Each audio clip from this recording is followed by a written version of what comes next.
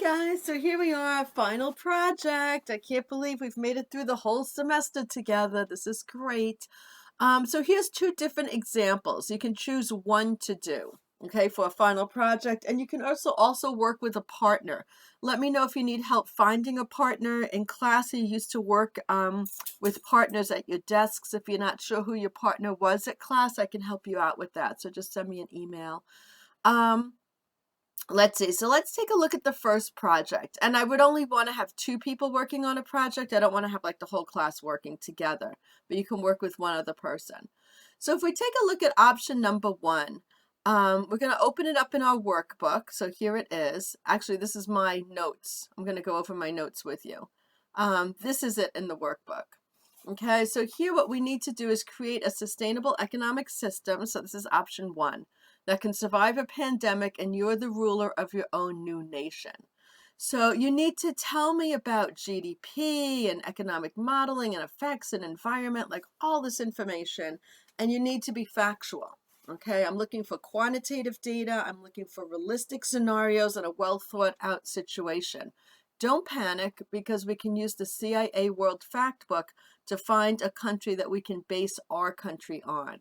Okay, it's always easier to work with something that's real and then tweak it to make it become our own new real. That way you're working with data that's actually plausible. So before we go there, let's just take a look. So when we're looking at any kind of economy, we're always looking at labor, land, and capital, right? Those are the three basic parts of any economy. Who's working, who's owning, and what's your distribution of income, right? How you're getting goods and services moved around, what's your capital, right? Your means of exchange. So those are the three basic things. And then we're looking at how does it all work, right? So what's your governmental policy, services? How do you go out there and start building that demand for that production that you have, for your labor, land, and capital? Good. So you're going to imagine this, put it all together, and then create a slideshow presentation that you will present to us in class. We'll do a team meeting, and it'll be about, you'll have 10 minutes to present it, but yours will probably be less than 10 minutes, maybe 7 minutes. And that'll give us a chance for comments or questions. But what you'll do is 5 slides. So you'll introduce your country, then you'll tell us about the first industry, the second industry, and the third industry. Okay, and then the conclusion. So all countries will have most likely an agricultural sector, an industrial sector, and a service sector. And I'm looking at what's the main industry that's driving each of those sectors. How do people work in them? How are people compensated? How are people safe and healthy and happy? So you get to tell us about that in these 5 slides. Okay. I have a rubric associated with this assignment. Let's go take a look at the rubric, and then I'll show you how I did the assignment myself. So here's our grading rubric. And here we have, there's 6 categories. So one is I'm looking for the amount of information, okay, making sure that, that all questions are answered with at least 3 sentences about each. So if you're thinking about, well, what questions are there? We're looking at the topic areas. So if we go back here, okay, you're going to be filling out this worksheet and then making the PowerPoint slide, and you'll be submitting both. So it's 2 pieces. So I want to have at least 3 sentences here explaining in good detail your labor, land, and capital, and how you're creating demand. Okay. Let's go back to the rubric. The quality of information, it relates to the main topics. There's 2 to 3 supporting details. Now, what's going to really help you with this is the CIA World Factbook. So let's go to this. If you don't remember how to get there, you can just Google it. CIA World Factbook, and here it is. And you can think of any country that you might want to use as a model for your country, something that maybe you feel like you might be similar to. For example, New Zealand just did a really good job protecting their country from the pandemic. So maybe I want to go take a look at New Zealand and see what kind of things are going on there that I might want to copy for my country. So I go here to New Zealand. So this is where we look for our countries, right here on the side. I'm just going to jump out for a second, okay, just so you know it's right there. And I ended up in New Caledonia. Let's go to New Zealand. Okay. And then, so when I'm here in the World Factbook, there's 3 areas that I want to go to. One is the introduction. Now, I'm not going to be New Zealand, right? I'm going to be my own country, but I might use some of the aspects of New Zealand. Maybe I'm an island nation. Maybe I have an indigenous population. So a little bit of a background, okay? Then you're going to want to look at people in society. What kind of population do you have? How big is your country? So here we have 4.9 million people, okay? So I might say, well, you know, that sounds like a good sized country for me. Maybe I'm going to keep that number, right? Here we have the different ethnic groups. You don't have to go into huge amounts of detail, but at least you need to have your population numbers. I'm going to close that, and then I'm going to go to economy. Okay, so here's an economic overview. You might be able to get some tips or ideas from this, maybe that you want to keep with your own country. This is the important information that you need to have that's going to be part of that rubric. You need to know your GDP. You need to know your GDP per capita. So this is the full country GDP. And you need to know your per capita GDP.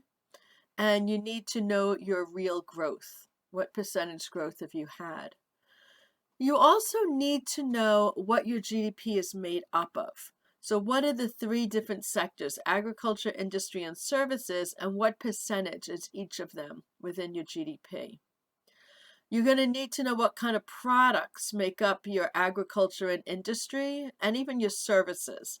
And try to think of just a main product. What's the #1 biggest product that's really driving your economy? And you can be creative on this. Okay, again, you don't have to copy the exact information of New Zealand, but you can use something similar, right? So it's realistic. And then we have the labor force. This is what percentage of the population is working in these industries. So here we have the service industry makes up the large part of our GDP, and lo and behold, most people work in that service industry. And that's pretty much as far as you need to go with data, okay? So I would want to know the labor force by occupation. I would want to know the GDP by sector. I would want to know the percentage growth, the per capita GDP, the overall GDP, and your total population, and some background and history about who your country is and what you do, okay? That will give you a good quality of information. Sources, okay, are accurate and documented in a good format. So that's going to be links. If you're using any kind of outside information, you'll have links. I'm going to be showing you that in my example. I'll just jump over here right now. So here in my example, I'm filling out my workbook first, right, before I make the PowerPoint slides. And where I'm finding outside data, I'm including it. Okay, so right here, really just the World Factbook was my outside data in this one. Okay, let's go back to our rubric. Diagrams and illustrations, that's for your PowerPoint. Okay, so I don't know why that's like that. Okay, so make sure they're nice and neat and accurate, that your grammar and spelling is correct, and you can use the internet to find information. Okay, so you can definitely look up information online. Okay, and that's really it. That's what I'm looking for in the rubric, in the final project. And here you guys can use this to get started with, but you can use this to get started with, but you can't copy my exact scenario, right? Because that's called cheating. All right, so let's go take a look at what we have here. So here's my example, right? So I'm the supreme ruler of my own nation. In this case, I created a nation called Aquatica.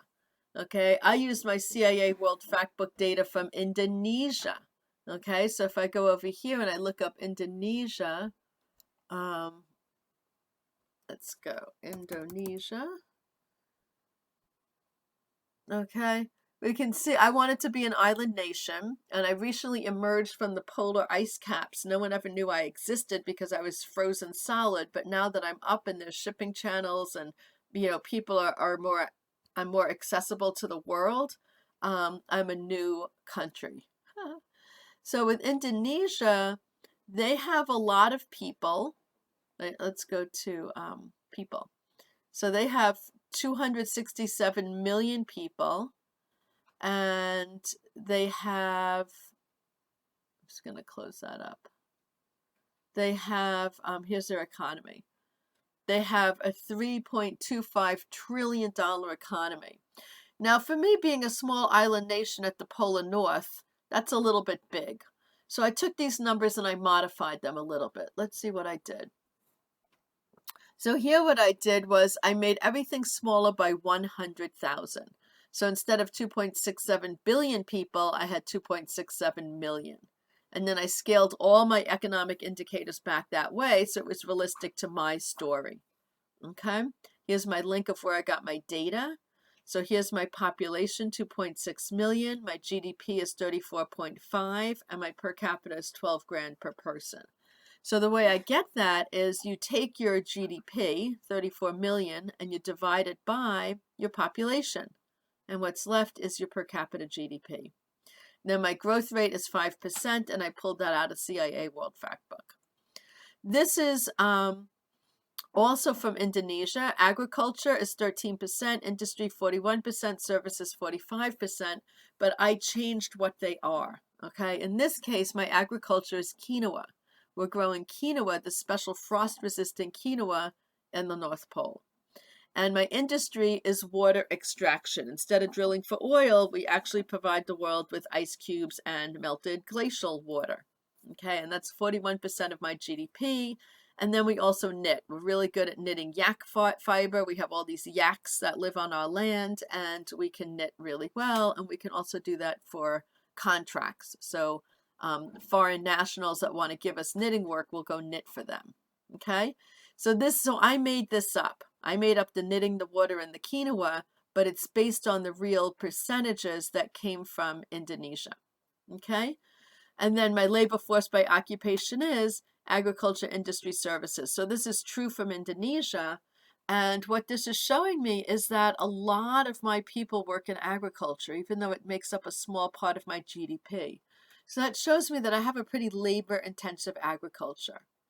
And industry, there's not many people working in it, so it sounds like it's a pretty basic industry. And, water extraction, you just need a bucket to scoop it up and a container to stick it in or a pipeline to pump it through, right? And then we have our services.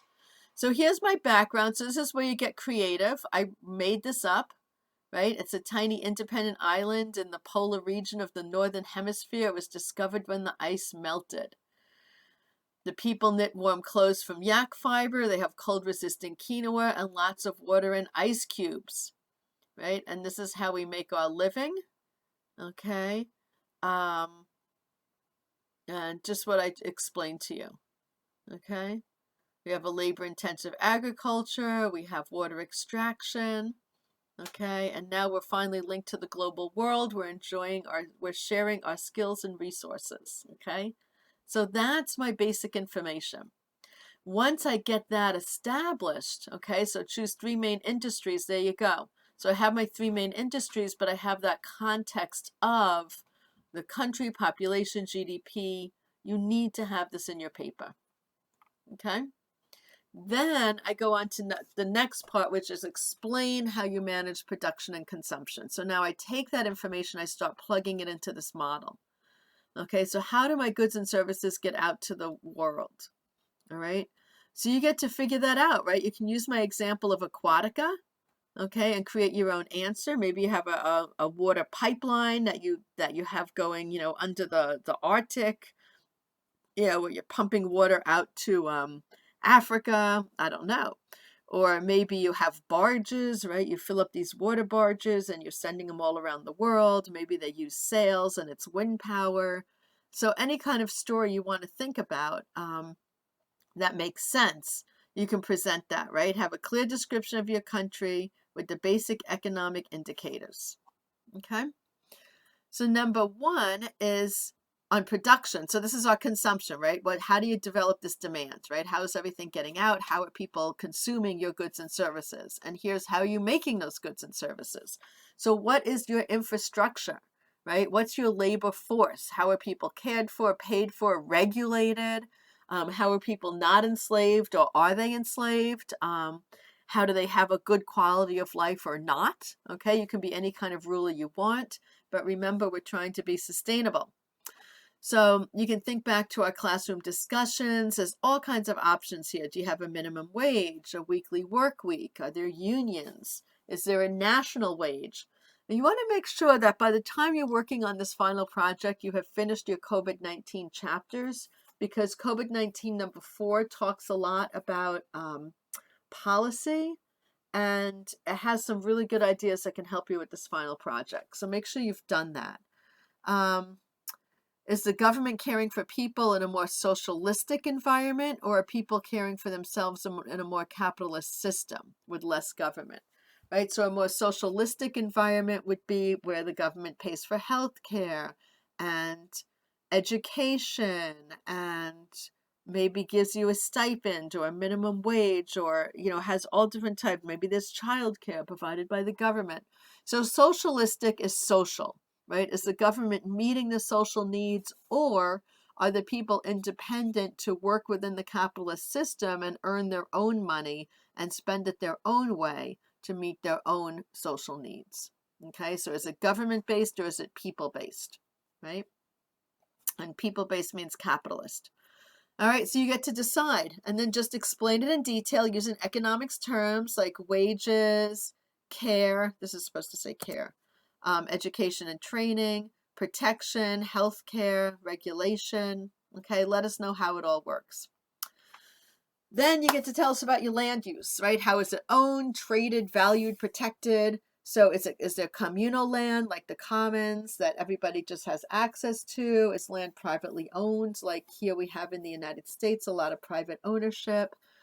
Is it leased, right? Does the government own it, or are there huge landowners and people just lease a part of it? Is it cooperatively owned by the community together? Are the factories providing housing for the workers like they do in India and China? Or do the workers buy housing from their wages like they do in the United States? Can land be traded, inherited, bought, sold? For example, in Mexico, foreigners are not allowed to buy land there. You have to lease it through a Mexican that buys the land for you. Some countries have inheritance that only goes to the men and not the women. So women have to get married in order to get access to land, because they would get access to their husband's land. So you get to decide, how does the land work? What are some of your rules? Thinking about how that's going to keep your economy moving and country going. And the last part is tell us about your capital. And on each of these, we're looking for like 2 to 3 sentences, right? So you don't have to write essays, but you have to give me some clear, detailed descriptions. And the last one is tell me about your capital, your money. How is it used? Where does it come from? Who regulates? How is it distributed? So do you have a national currency? What kind of taxes do you have? For example, New Hampshire doesn't have taxes on goods. Right? You can go to a store in New Hampshire and not pay tax, but they have very high property taxes instead. Bolivia, for example, has no income tax, but the government owns a lot of the natural resources and makes money from selling gas and minerals that then pays for the different social needs of the country, like infrastructure and education and government officials.